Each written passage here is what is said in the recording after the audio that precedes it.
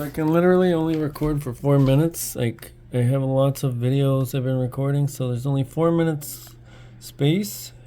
This audio file I sent my Uncle Gareth in 2022, December, I believe it was, because I was living in Vanier with this crazy woman. I sent my uncle this message, and it's a very emotional message. You can tell at the time I was going through a lot and didn't have a lot of money, but I had my car, I had my belongings. I put everything into storage, I remember, because it was my landlord. I was living with the landlord, which is never a good idea, who was a woman, and she studied witchcraft.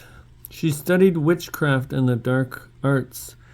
She was a very interesting woman. She actually was a computer programmer and knew hacking and stuff like that early on. And she still had her old laptop, and she let me use it, which was kind of neat. Yeah, it turned sour a bit because her boyfriend, the neighbor, came into the house one time, went into the washroom. He said, "Andrew, you're going to have to move out." I was like, okay. I pay to live here. It's a room rental. We have an agreement. I have a contract and everything. He's like, "Oh, you have to move out. We'll get you a hotel room for tonight, but you're not sleeping here tonight." And I was like, "Oh, okay." So I got them to pay for my hotel, and I was like, "This is a sign. I'm moving to Toronto today because this is a sign." I put all my stuff in diamond storage, took my Volkswagen Golf, did a couple trips, put all my stuff in diamond storage, went to my friend Paul's house because he was supposed to come to Toronto with me, and he lived in Vanier also at the time with his parents. And he said, his parents said, no, we're not going to let Paul go with you. We don't think it's a good idea for him to go on this adventure to go live in an Airbnb for a couple of weeks and then find a room rental and find jobs in Toronto. And we actually had an office job lined up with World Financial Group.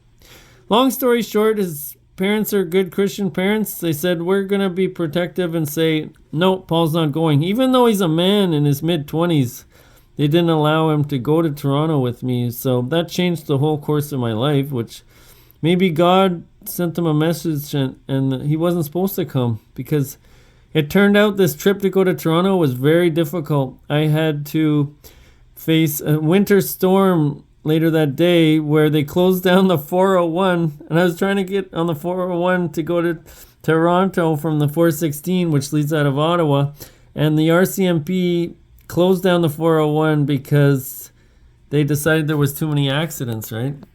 So I was stuck in Gananoque for three nights at the Holiday Inn.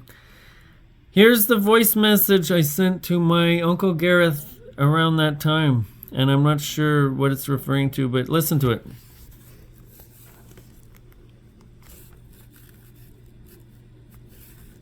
We are not renting a U-Haul because we don't own any fucking shit, man. We're both poor.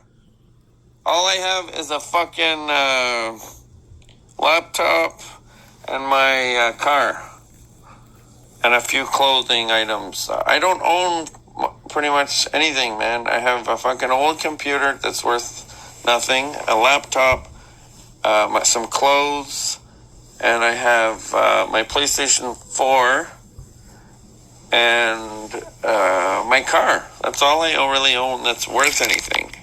And the rest is just junk I'm going to throw in